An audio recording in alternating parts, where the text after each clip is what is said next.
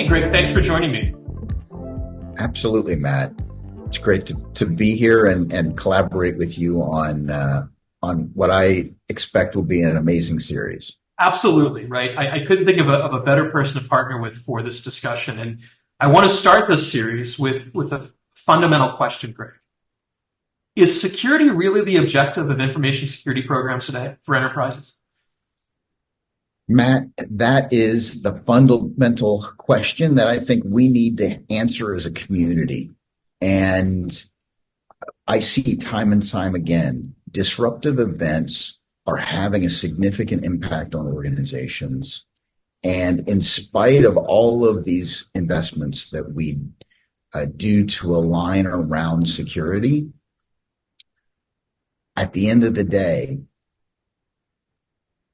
leadership teams want resilience, and they need to know that they can sustain their assets, get their services back up and running in the event of a disruptive situation from a cyber perspective. And so I really look forward to collaborating with you on this. And really, for me, Matt, what is the definition of resilience? Sure. Thanks, Greg. And you and I have been collaborating on this topic for more than a decade now, and you're one of the leading voices. And I'd like to think the work here at CERT is also one of those guiding voices. So we're drawing a distinction between security and resilience, and the reason we're doing that is that resilience is an emergent property. That emergent property is that you can encounter a deformative or disruptive event and then go back into your intended shape. So we're borrowing the term resilience from physics, right? But I want you to think of a spring and the way it can pivot and flex. When I think about this in the practical, we can no longer assume that we can build the walls high enough or dig the moats deep enough to blunt or mitigate all cybersecurity risks. That's simply not the world we live in. All organizations must consider two things and strike a balance between these two obligations. That's protecting their assets from disruption as best possible, and then sustaining those assets when something disruptive happens. So what organizations need to do, whether they do this consciously, as we hope they will in the future, and this podcast series or webcast series will help explain how to do that, is strike a balance investment-wise and philosophy-wise between these two things, protect and sustain. Put another way, Greg, I believe, and I know that in combination we will unpack this over this series of webcasts, that managing both conditions and managing consequences are key questions no matter the type of enterprise that you operate. I can't wait to explore these topics with you. And Matt, we have an unbelievable first speaker to join us. And he has been someone that I know is on the front lines today and that I shared experiences with to walk us through really what is the state of ransomware and its impact on these concepts of operational resilience. So Ray Umerley is going to really knock our socks off. He is an excellent person to join us for this conversation, and I think the audience will really appreciate not just hearing this sort of ethereal or idealized description of resilience, but also hearing from those who have lived it like yourself. Matt, I want to introduce a longtime cybersecurity veteran and colleague that I consider a friend because we've been through some tough times together. Ray Umerley, he is the field CISO at Coveware, and so excited to have Ray with us. Coveware is a leading provider of ransomware incident response and data recovery solutions. With over 20 years of experience in cybersecurity, privacy, and information risk, Ray has been at the forefront of crisis management for some of the most challenging incidents in the industry. Prior to Coveware, Ray had several senior roles at Pitney Bowes, where he led the organization's response to multiple ransomware attacks, including attacks by Ryuk and Maze. Ray is a thought leader and frequent speaker, holding multiple certifications, including CISSP and the Fellow of Information Privacy. He's been recognized as a top 100 CISO globally and continues to be a key figure in resilience and ransomware preparedness.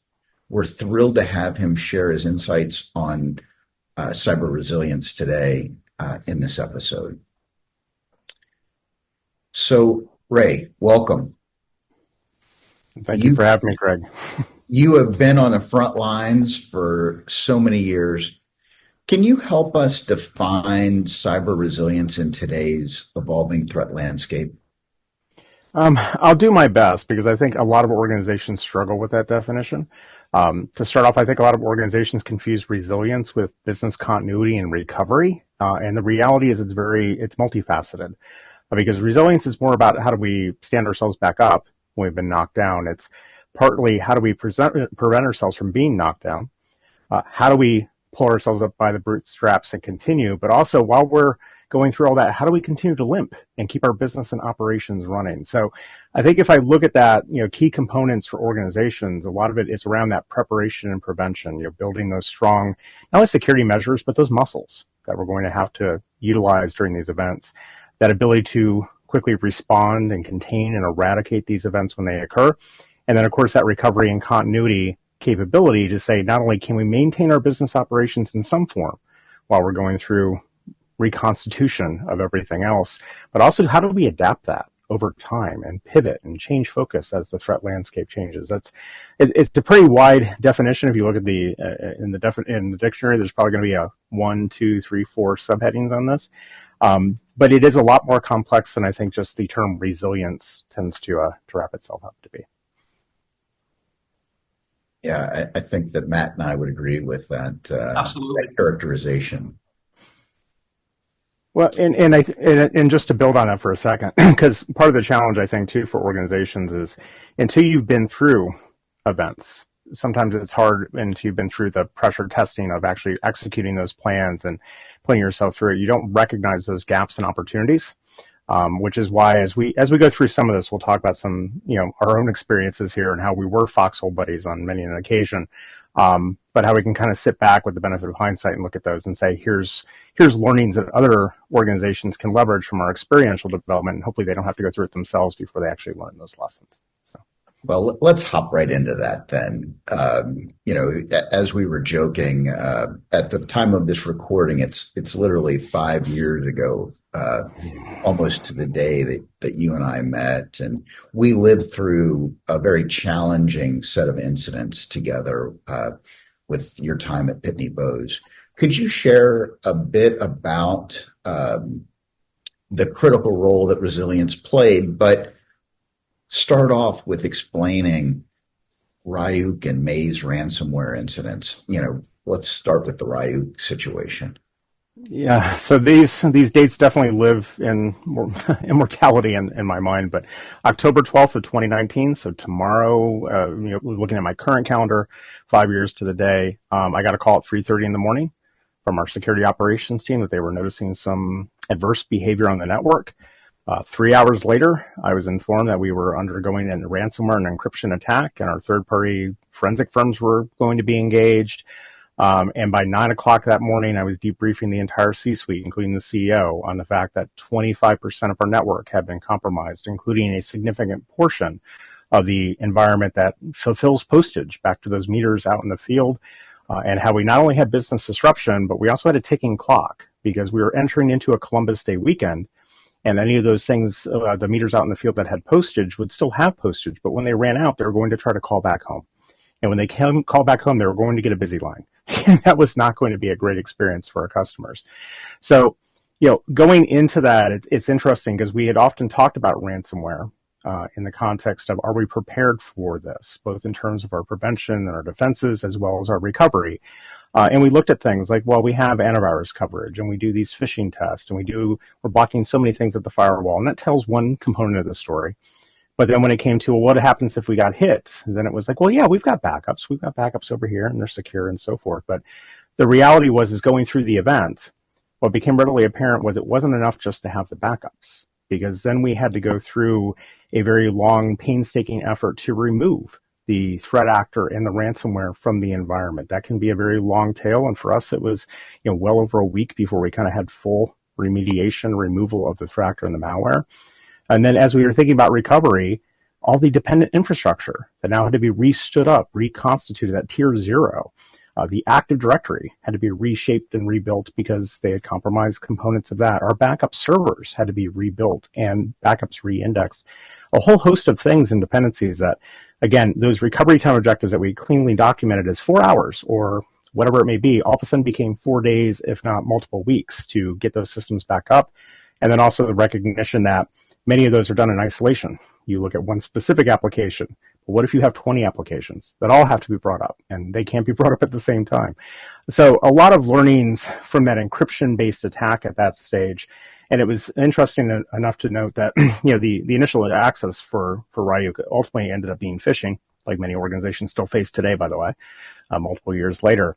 But the impact of it and the learnings went well beyond just the simplicity of a phishing attack. It was really, we weren't prepared, right? And I don't think many organizations are until they go through some of those to really face recovery and what that meant from an operational perspective as well as a personal perspective to lift ourselves back up.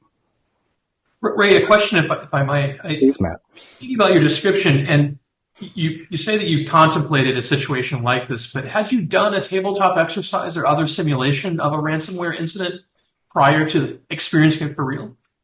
We had actually done a tabletop exercise within the year prior to that, but what we had looked at was, and tabletops are fun because you try to get creative with them, right? And it's like, well, this is going to be happening over here. Maybe it's a red herring, and it's really, and you try to do these different nuances and things. But what happened with that was we had focused on a specific application, potentially being hit by encryption, and of course we fall back to backups. But the tabletops only tell you, it's kind of like the short story narrative, right? It's not the Tale of Two Cities.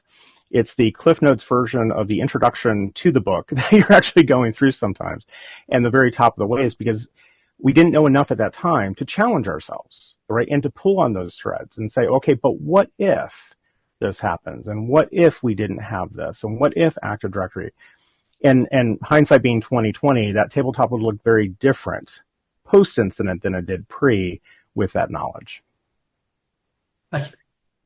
Yeah, and you and I were connected at the hip as the Postal Service was trying to close out our fiscal year that 2019 that had just occurred a couple of weeks prior, and the financial auditors were in, and all of this was raising a lot of questions, and so I apologize for if I breathe down your neck so hard. I had a lot of pressures as well, but I just recall you being very open, transparent, a really great partner through that, and we were able to successfully close our year end because of the openness and validations that we were able to make. But what do you recall from that pressure?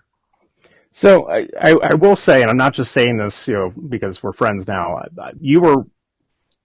This is going to sound horrible. You're probably the least of my concerns. You were a very important stakeholder, but you weren't the one that was breathing down my neck the most. I mean, most of that pressure was coming from our internal stakeholders, but more importantly, too, from all of our other customers, right, out in the field. So you and I had the benefit of, very strong partnership and engagement between Pitney Bowes and the Postal Service. We often talk about how, the Postal Service was existential to our existence, right? So we have that and that understanding, that transparency.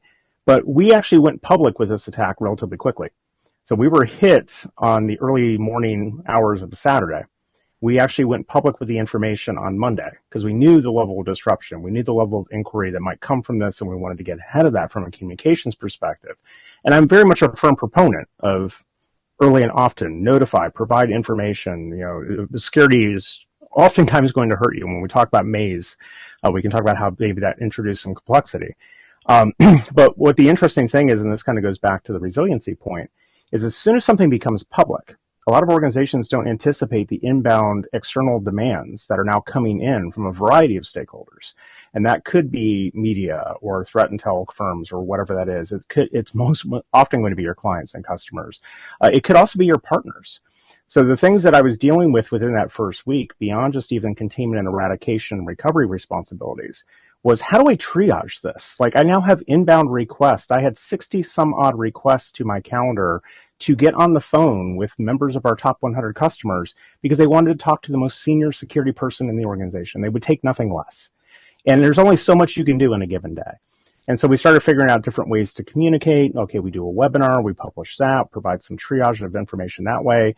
We started delegating responsibilities to different people. But this in and of itself became a work stream with significant pull on the resources. And nobody really anticipated that because it's one of those, well, we notify, we make things public, great, but it's going to elicit a response.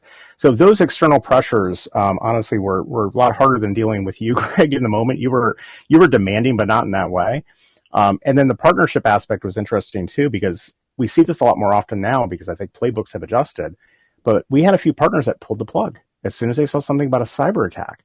And one of those partners actually happened to be our contact center partner. So when we were giving a phone number out for customers to call in, now they're not getting through that. And you can imagine the stories, oh my gosh, their phone system has been compromised and all these other things. But a lot of external pressures and demands just based on that transparency and notification. But it is an important component to think about when you think about a resiliency planning is how do we manage that aspect of it while we're still trying to do all these technical aspects of recovery. And I remember daily briefings, so thank you. We did those daily briefings. I think it took about 3 weeks before all of the systems kind of got, every I was dotted, T was crossed. And I can only imagine what was going on in the background. And then a couple of months later, the world changed, and then another incident. Talk about some of those situations that you led Pitney Bowes through from a continuity perspective. Yeah, so it was probably the most challenging 7 months of my career, and I'm hoping that there will never be a challenge like it. So we went from the Ryuk attack in that October timeframe, to your point, about 3 weeks or so to fully be up and running again globally, but as most people know, an incident doesn't end when the last system gets restored. There was still all the forensic reporting and everything else that was happening well into the January timeframe. We were still dealing with fallout from the actual event. And then we had a global pandemic in March of 2020, and I was leading crisis response with, by the way, no background in anything medical. I was dealing with zip lane closures and whatnot, but it's like, hey, you work well under pressure. You can lead the team for this. And so now we're trying to coordinate through how do we keep 60 some odd logistics and postal sorting facilities and other things operating because we are critical, maintaining the continuity of the operations, and dealing with things that I never thought I'd have to deal with. Like how do we get hand sanitizer from some brewery in Kentucky who had some overflow of alcohol, but now it's being seized by FEMA to go to someplace more important than our, it's those kind of conversations that we were having as well as contact tracing for anything else. And that was 8 weeks of my life. That was very, very challenging at the start of the global pandemic. And then moving from that continuity exercise, the detail that I was pulled off for was our second ransomware attack on May 4th of 2020, Star Wars Day. So I couldn't even have that as a holiday. But we were impacted by Maze. Now, the Maze attack was interesting because the Maze attack didn't have the operational disruption that we would traditionally think of with ransomware. Many of the controls that we had put in place on the heels of Ryuk had prevented the encryption from running. So my initial phone call that morning was very different. I still had the pain in the chest and the palpitations when I first got the call, but we were told, hey, we stopped it. We thwarted it. We don't have the disruption from Ryuk. High five. Everything that we put in place worked. And then a few hours later, I got a phone call. Oh, by the way, we found some scripts that looked like it copied some data maybe somewhere. And then it became clear that no, they hadn't disrupted our systems in that encryption way, but we had lost information. And so coalescing the entire organization around what information was taken, because that has significant business interruption in and of itself, right? When you lose data, you have a whole host of things you still have to do from a response perspective, and then risk and legal and insurance and others that are being brought in. And we spent several days. We notified the post office again. Sorry, Greg, don't want to have this call with you, but here we are. And we're sorting through it. And then the challenge, and I alluded to this with our communications with it, was because we didn't have the encryption element. We didn't have an imminent threat, right? We knew that we may have lost data. We're doing some analysis on it, but we didn't have an imminent threat at hand.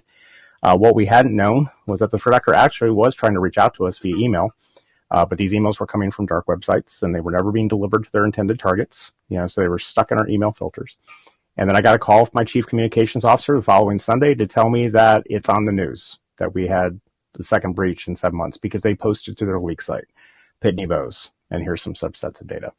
And that spun up everything, including those external demands and those communications and the analysis of the data and the containment and eradication and all the things we had just been through, but just with a slightly different lens and vertical. And of course, now with the added pressure of, well, why didn't you tell us when you heard about it? And it's like, but we didn't have enough information yet. And yeah, so that was a challenging 7 months for me, but we did navigate through that again with strong partnership. And we ultimately were able to identify all the data that was actually taken from the organization, which was beneficial, and do all the needful things that we needed to do. But that in and of itself took us to about the June timeframe of that year. And, long process there of continuity after continuity after continuity operations. So. Yeah, again, thank you so much for your partnership and resharing that. And one of the things that you emphasized was this importance on personal resilience. Stress had to have been huge, as you mentioned. What kind of recommendations do you have for cybersecurity leaders on how to maintain their mental and physical health in the face of these demands? This is actually a bit of a soapbox item for me. I've done a few fireside chats on this topic because we talk about CISO burnout. And the reality is burnout in any profession occurs, especially when you don't have time to kind of regroup, reconstitute, digest, and kind of move forward. And so what I would advocate from an advice perspective is, one, a lot of these events are extremely traumatic for the teams involved. Long hours, probably not eating healthy, hyper-caffeinated. I've seen people collapse in the middle of war rooms and so forth. But during the event itself, making sure that we're working with our HR teams and others to say, how can we ensure the health and well-being of the people that are responding to this on the front lines, as well as those maybe who are indirectly impacted by this? And that's often overlooked, right? We're trying to fight through all the operational and tactical elements, and we sometimes forget the people behind that who are those first responders that are trying to bring that forward.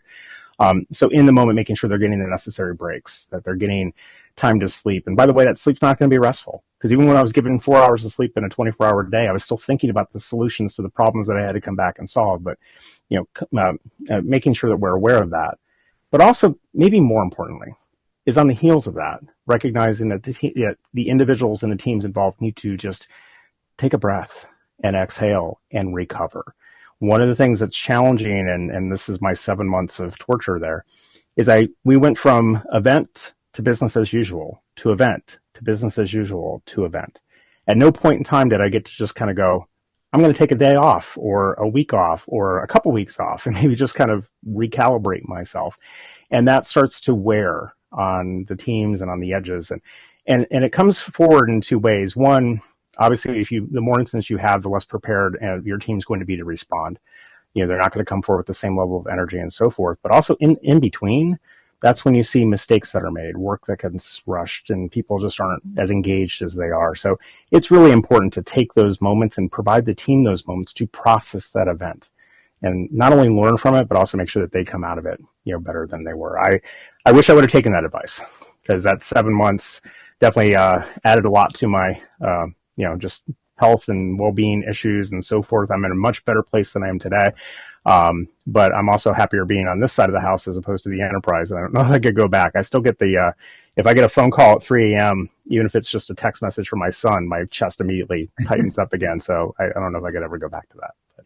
No, I mean, you look so much better now and so much more vibrant, so much more, just a lot de-stressed. So, but you've also, put yourself into a new role here and talk about, unbelievable experience to go and support other organizations in ransomware.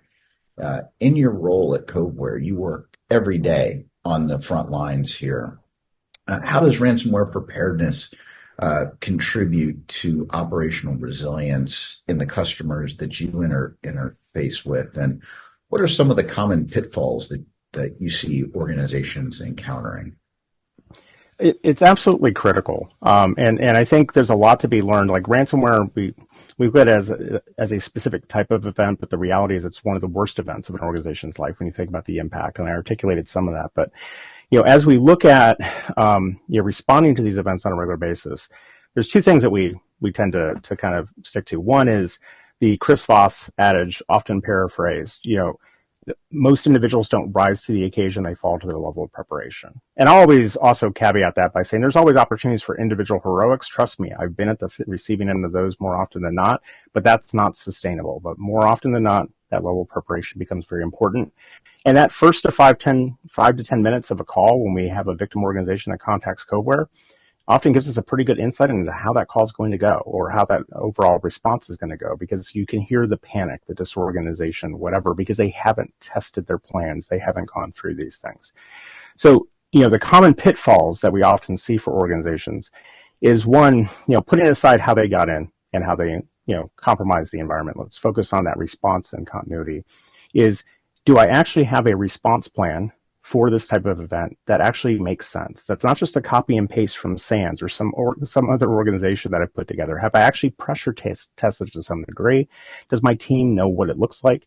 Does it have the right contact people?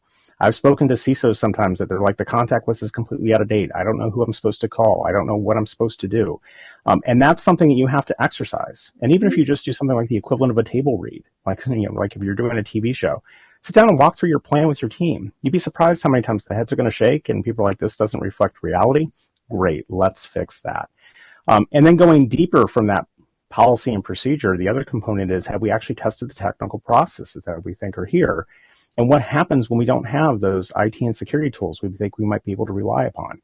What happens when our Active Directory has been compromised and we no longer have the ability to safely authenticate to different systems and we have to rebuild that? What happens if our EDR was compromised or tampered with, and now we don't have the ability to contain? And working through those scenarios where you have those critical assets that could be impacted, and more often than not are, by a ransomware event. How do I navigate through that until I can get those systems restored? And then ultimately the recovery component. I have talked to so many organizations and backups, we've got backups. That's where the conversation starts. And then as we go through days or weeks, then it's like, well, we thought we had backups, but they weren't complete or they weren't as frequent. Oh, by the way, the bad guys got to the backups too because they weren't segregated and immutable. And that's putting aside what I mentioned earlier about that tier 0 infrastructure that you need just to restore the backups. So making sure that whatever you have there is not only documented but tested but updated, because applications change, organizations change a lot more frequently than our annual checks often do. And then making sure too, for those critical assets, you've done some level of this is going to be a dated term, but I think everybody on this podcast will appreciate it. Bare metal restoration of, if I had to do the worst case scenario, if I start from here and then I end up here with recovering that application, what needs to happen at each step? And that will set more realistic expectations about my recovery. The most eye-opening thing sometimes when talking with clients is, just because you have backups doesn't mean you're going to restore in 24 hours. You've got a containment and eradication that's going to take anywhere from 2 to 10 days or more, depending on how thorough the threat actor is. You've got a remediation window where you're going to have to rebuild and reconstitute all these safe environments and network infrastructure. That's going to take you a significant amount of time. And then you can finally recover. But once you recover, you still have to turn all the applications back on and reestablish all these connections. And so when we talk about ransomware events taking 22 days on average, or 3 weeks, or whatever timing it is, that's realistic. And that's what we see over and over again. But the best way to navigate through that is making sure that you have pressure-tested plans and response capabilities in advance. The organizations that do that weather the storm much better than those that don't. Well, Ray, I'm sorry, Greg, I didn't mean to speak over. You've said something really interesting, and it's reinforcing the theme and really the purpose of this podcast series, which is you're describing not having just disparate sets of capabilities, but rather a set of processes that tie them together, and you have justifiable confidence in those processes, right? So one of the things that I think we may want to highlight is that to have any real confidence requires testing and measurement. And that's where capability trigger models can help. And that's why ultimately we need to strike a balance between protecting and sustaining our assets. Absolutely agree, Matt. And I think the other component of that you alluded to is the teams that are involved in all those being well connected. Yes. It's amazing how disconnected sometimes IT is from security, security is from the backup and recovery team, but it really takes a village. It's the entire organization that has to coalesce around it. So everything you said is important, and making sure the teams are aligned and know how to operate. And it's much easier to operate in peacetime than when you're dodging fire, right, during an actual event. I'm curious, Ray. You deal with a lot of different companies from a lot of different sectors. Can you give a snapshot of across sectors, some of the good that you see and some of the opportunities that you see sector by sector?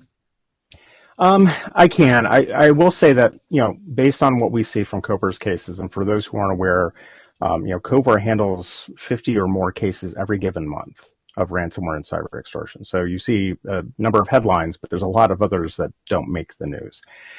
Predominantly, the sectors that are impacted the most by these attacks tend to be those like public sector, professional services. There's a whole host of things that fall into that industry segment, but legal services is often there, smaller firms even, as well as healthcare. Now, the commonality between those three oftentimes is the cyber hygiene, blocking and tackling, and the resources. Because when we think about these ransomware actors getting into the environment and the attacks being successful and so forth, a lot of it isn't the most sophisticated thing and some new novel technique developed by AI, right? AI is not out there writing new novel ransomware and deploying it across the globe. It's still the same things we've been battling for 20 odd years. It's the phishing attacks with now are multifaceted. It's not just email, it's text messaging, it's search engine optimization poisoning, all these things. It's software vulnerabilities, which while 0 days are impactful, more often than not, it's those criticals and highs that haven't been remediated. They haven't been patched. They're still out there and still being exploited. We had a number of cases in the second quarter where Citrix Bleed, which was published in November and was pretty critical last I checked, still being exploited by threat actors in environments. It's that kind of thing, and remote access compromise, lack of multi-factor authentication. These are the drumbeats we've been doing forever. But those three that I mentioned tend to be, they're resource inhibited. Maybe prioritization is an issue. Maybe they're highly decentralized. A lot of healthcare organizations, there's a lot of different moving pieces and parts, and maybe they don't even have in-house security or IT teams. Those tend to fall into that trap because they're low-hanging fruit for the threat actors. As we move into others like financial services and so forth, they're better able to withstand the storm of like the potential threat getting in. But once they're getting into the recovery, that's where it's, do they have all the different systems that they need to have backed up and ready as their alternative processing? Because a lot of times when you look at those, it's, well, we have a continuity plan, but it accounts for something over here that should be available. But what happens when that's not, right? And how do you work through that when you have transactions now that are just queuing and queuing and queuing and money's not moving and people are complaining and people are calling? So those tend to be more towards the continuity issues where they don't have true resiliency, but they have a continuity plan for a application that maybe was updated 10 years ago, might not have been updated more frequently, or a legacy system they can't restore. So we can kind of start piecing it out, but those are like the top four industry segments that we see. But I do think it's a challenge between that blocking and tackling on the way in, and then do you have true resiliency on the continuity side on the way out? One of my biggest fears, I guess, is operational technologies. And, we've seen it in food services. We've also seen it with the Colonial Pipeline attack. Are you seeing anything from a targeting perspective on those infrastructures? So I will say with most of our ransomware actors, they're financially motivated, opportunistic. So any targeting is usually kind of derivative, depending on where those vulnerabilities might lie. But IT-OT convergence and OT-specific environments is actually an interesting topic, because what we see less of is ransomware specific to, say, some sort of embedded firmware that's running a sortation device or a robotic manufacturing device or whatever. It's the connected systems. It's that old Windows PC that somehow is managing the schedule for all these different devices to work, or it's the other authentication system because it's tied back into Active Directory, and they're compromising accounts there and they're hopping over. So one of the interesting focuses is often, and Pitney Bowes had a large manufacturing presence as well as a distribution presence with a lot of different hardware. It became less about, could somebody plug a USB stick into a sortation device, and more about, well, what is that desktop machine doing and what versions of the Windows is it running? Does it actually have the hardening on it and so forth? So what we often see with the OT is really more compromise of those control systems that may be running legacy devices. There may be some Windows CE or other firmware that may be also involved in that too. And then the other component is that infrastructure that supports it, that authentication, identity management, and so forth, that may also be compromised. It's rarely targeting specifically the machines, but you can imagine the secondary and tertiary effects of those control planes going down. That is very important advice for OT organizations, because that convergence is omnipresent. One of the things that you and I have talked about is, even through the most difficult ransomware situations, you have to keep the lights on. You've got to keep moving. Can you share some examples of where organizations were able to kind of limp along and maintain some operational capability even in the face of ransomware? Yeah, we see this more often with more critical infrastructure. So I'll give you good examples like electric utilities that might be going through this. Maybe the attack has been limited to certain power generating facilities and so forth, but they are able to divert at least a part of their capacity to secondary and tertiary sites that have not been impacted by the attack. But the key to being able to do that, regardless of whether you're a utility or a hospital or something, is segmentation, right? Not everything is so interconnected that everything goes down. So that separation between church and state, and maybe a few other states on top of that, often helps to facilitate that ability to limp. The other thing that we've seen a lot of too that's interesting is, as you think about that alternative processing, those downtime procedures, we've seen some organizations that are like, yes, particularly in healthcare, we have downtime procedures. We can navigate without system X, Y, and Z for a specific amount of time. But two things that often trip up organizations who have this is, one, are those downtime procedures actually available if you don't have your online repositories? Right? Do you have an offline copy of the runbook somewhere that somebody can actually turn to when they can't get to their SharePoint or their Teams or, goodness forbid, their Lotus Notes, if it's still running out there in the environment? And the other part of that is, even with those alternative and manual processes that we might have, are they sustainable for how long? Because there's oftentimes we look at those like, well, we can do this kind of processing and here's the impact to kind of our throughput or our volume or the number of cases or the patients or whatever. But we often don't look at how long can we sustain that before it becomes critical and we have no recourse or it becomes unsustainable. And I would extend that to third and fourth party incidents. When you have a critical third party or fourth party that goes down, what is your alternative processing and how long can you sustain before you go, I have to switch processes? Change Healthcare was illuminating for many organizations. I was actually doing a tabletop at a very large hospital a few weeks after Change Healthcare. We were talking about the impacts of that attack. And two things that they highlighted. One, for whatever reason, Change wasn't actually on their business impact assessment as a critical provider. It absolutely was. But where's that list being generated and who's reviewing that and how do we maintain the continuity of it? But the other part is the way they had to navigate through in the absence of Change. Ultimately, it was a complete switch to a different provider, but their processes didn't really account for that switch. So they were able to kind of limp along, but there's a point where it wasn't sustainable, but they hadn't considered what that end state is. Like, okay, well, we actually have to switch over, and what does that look like from integration and timing and cost? So that's a lot to unwind, but I think those are some recent lessons to learn is, again, making sure we have documentation that's readily available, but whatever our alternative plannings are to enable our business to go, recognizing there is a limit to that. And when that limit expires, what else can we do?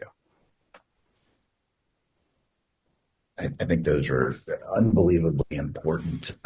We saw it in even the CrowdStrike attack, the organizations that weren't able to limp along in face of having their computers down.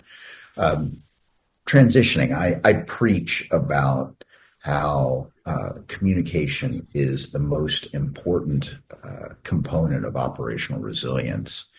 And it was very important in our relationship when in the events that we shared at your time at Pitney Bowes. But in what can you offer from a guidance and advice perspective on how companies can improve in communication and collaboration across teams? So I think when we look at communications, we have to, one, make sure that it's part of our incident response plan and our crisis playbook, right? Communications, as you alluded to, is a critical component all the way from the onset through to the conclusion. But also it's multifaceted. One, there's the aspect of internal communication. So when these events are occurring, how are we coalescing our teams around what are the facts, what are the things that we should be doing, what are the things that we shouldn't be doing, what are the things we say and can't say, for example, but also like for the employees that are stranded out there on an island because they can't connect to the systems or whatever, what guidance are we providing them? Let's remember, we're all in this and everybody has something to bear, but you have to be able to communicate with that team. And then externally, keeping in mind that we often focus on things like our clients and our partners and our regulators. But as we're looking at that, at least having a principles-based approach to what do we communicate when, how quickly do we notify. I am a proponent of notification quickly, but you also have to make sure the facts are right, right? You don't want to come out with, we're being hit by a nation state, and it turns out to be a ransomware actor, and have to walk something like that back. But also think about the order of the cadence of those delivery of those communications, because if you do work in a regulated industry, you're probably going to want the regulator to know first, before your customers might know, before somebody else. There is an order of operations here as to who should be informed, so you can offset the concern of, and I had this with Pitney Bowes, I was still getting calls from attorney generals months after the attack who were like, why didn't you contact me about the security event? And I'm like, I'm sorry, why should I have contacted you? Can you provide me your justification first? They're like, well, we have a Pitney Bowes meter. And I'm like, oh, okay. Now that we have the context. No, you weren't impacted by this, but they heard about the attack from somebody else. And then, of course, that generates that response. But again, think through who receives out, what that cadence of communications are. And then also, I mentioned it earlier, extend that to your partners. What are those critical partners that maybe we have to get in front of when we're having a cyber event and say, listen, something's going on. We're going to provide you more information. You're not at risk, though. Please don't disconnect me and create additional business disruption, because once that disconnect happens, it's much harder to reconnect. So I say all that because when we walk through an incident, communications is a critical component every step of the way, from the internal to the escalations to the external, and it becomes that hub of truth that everybody has to gravitate around to say, okay, well, this is the facts, this is what we're doing, here's how we're updating and so forth. And it really does help to offset a lot of those external demands if you do it the right way. That will, create less of a barrier for you as you're working through your recovery plans. Ray, a question, that's really insightful advice you're providing. Something I've seen is a temptation to do it on your own, even when you should call in external assistance. So, often organizations, if they have cyber insurance, will draw on a panel of services that they are able to utilize. Thoughts about striking the balance between crafting the message and the communications plan internally, or in combination with external resources that can assist? So I work for an incident response firm that focuses on ransomware. I will say I'm a proponent of contacting third-party experts, because the reality is this will quickly get well in front of your skis before you know it. And when I look at those, there's a number of different stakeholders that we can engage on that front. There's your primary forensics firms, your DFIR firms. Those might be important because I've met a lot of security teams that are highly capable. Greg ran a very capable security team, but there's a point where it's beneficial to kind of have an outside view of somebody who maybe deals with this on a day-to-day basis and maybe has the latest threat intelligence and things that you're not privy to. It also helps the teams from maybe going a little bit rogue and deciding, I can't figure this out, so I'll just pop up this ransomware binary into VirusTotal and I'll crowdsource it. And now all of a sudden I've disclosed my breach. Same thing with outside counsel, from a legal and regulatory perspective, making sure that you understand what are those notification laws, things that become much more stringent, what does constitute a privacy breach. PR firms, again, a lot of organizations from a communications perspective may have an internal comms person. Have they been through this kind of event before? If not, some combination of outside counsel and a PR firm to help guide at least some of the messaging is critical, because those missteps, as I mentioned earlier, are much harder to walk back. I often tell our clients that I'm a firm believer, based on experience, that organizations are measured with a breach on two different fronts. One, the occurrence of the breach. And the reality is organizations have security incidents all the time. It almost becomes white noise to many when you see these events that pop up. And I probably have 22 different identity theft services now provided by all these different things that have happened. But more importantly, more heavily weighted is your response to the breach. And this goes back to the communications component. The most visible response is often the communications coming out of your organizations about what you're doing, what happened, and why it won't happen again. Having experts to opine on that and help you based on what other organizations have done is worth its weight. It may seem expensive in the moment, but it will pay dividends longer term. These nuggets are awesome. And one source of really good nuggets is your quarterly reports that you put out from a threat intelligence perspective, Ray. I know you've got one coming out soon. Can you give us kind of a lay of the land right now relative to the broader ransomware threat landscape? And what are we seeing, and what do we need to be concerned about from a trend perspective? Absolutely. And we do publish both a quarterly blog as well as we do a deeper adversary analysis for our retained clients and others. So a couple of things to know. When we talk about ransomware is kind of a mixed term today, but it is highly likely that it's going to involve both encryption and stolen information. Full stop. 90% of our attacks quarter over quarter have encryption as a component of it. Anywhere from 75 to 85% have stolen information as a component of it. Sometimes that may be the precursor to encryption. And we've seen a significant uptick, by the way, in actors that just focus on stealing data from the organization. That's all they do. It's actually a lot easier for a freshman actor to just compromise a few credentials or exploit a vulnerability, vacuum up a whole bunch of information, and try to extort an organization from that. But even though we're seeing that prevalence of the attacks, the good part is more and more, less and less organizations, at least that Cobra deals with, are paying ransoms. So if I go back and look at, the last 2 quarters, we had an all-time low of 28% of victims that Cobra dealt with actually paid a ransom. It spiked a little bit more in the second quarter to about 40% due to some data exfiltration attacks like Snowflake and some Amazon service issues and so forth.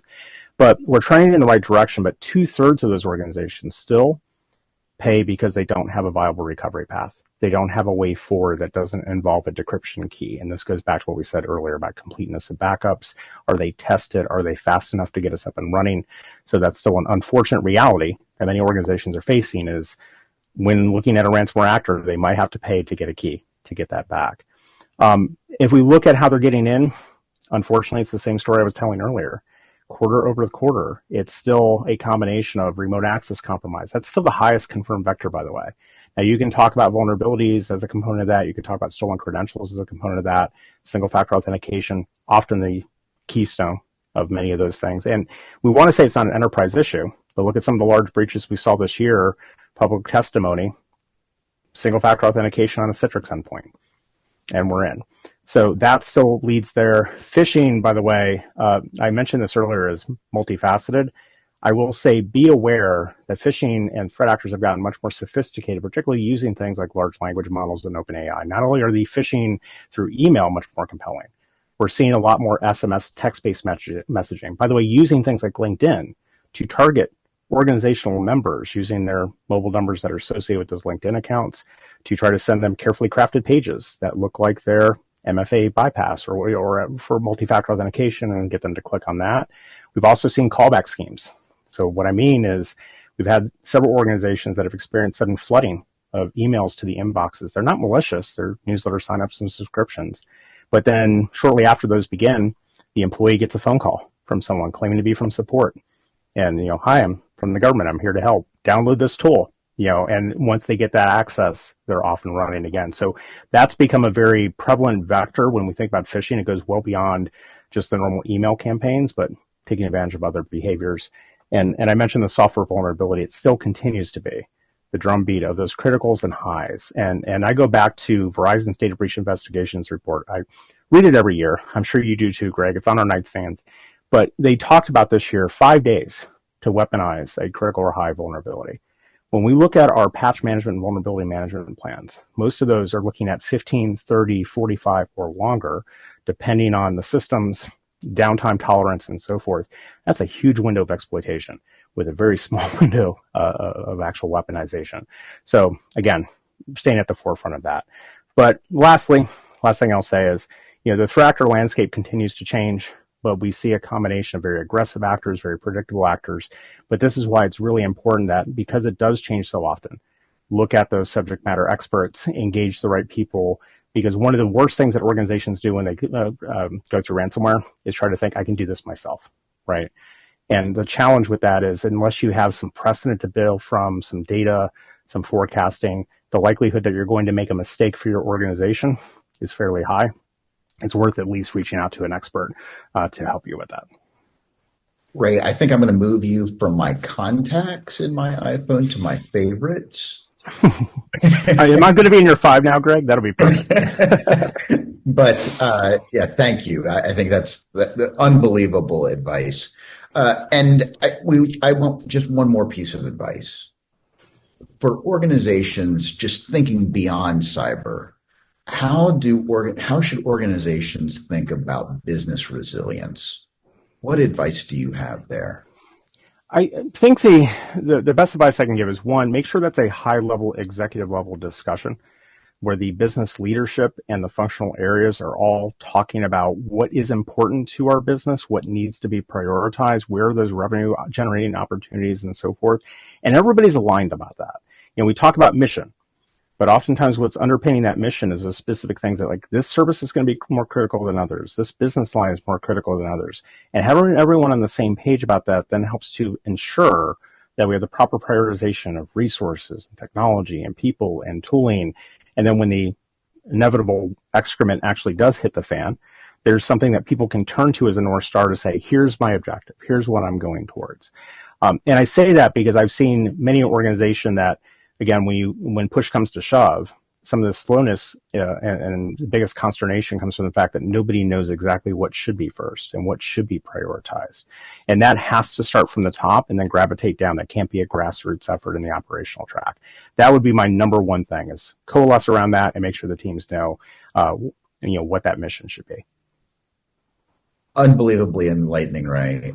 For those that are listening, how do they learn more about Coveware, and how can they connect with you in order to get in touch?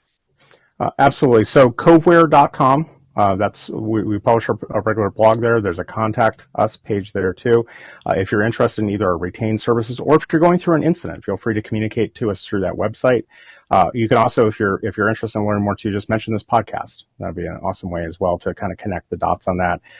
And I'm always available on LinkedIn too. Now, if you don't have any followers, I'm going to be a little suspicious about you. So make sure at least you got a few contacts on there. If Greg's a contact of yours, that'll help tremendously. But feel free to reach out there too. Happy to make that connection.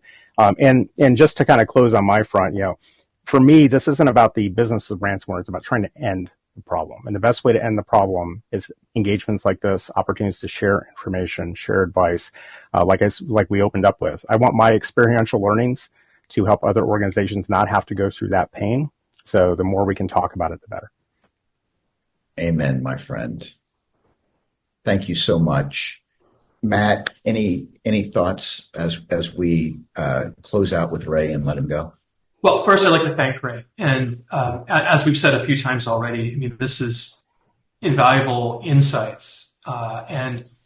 Ray, thank you for sharing these. And hopefully this better equips our audience to not only survive and demonstrate resilience, but also thrive and emerge with a stronger understanding of what their needs are.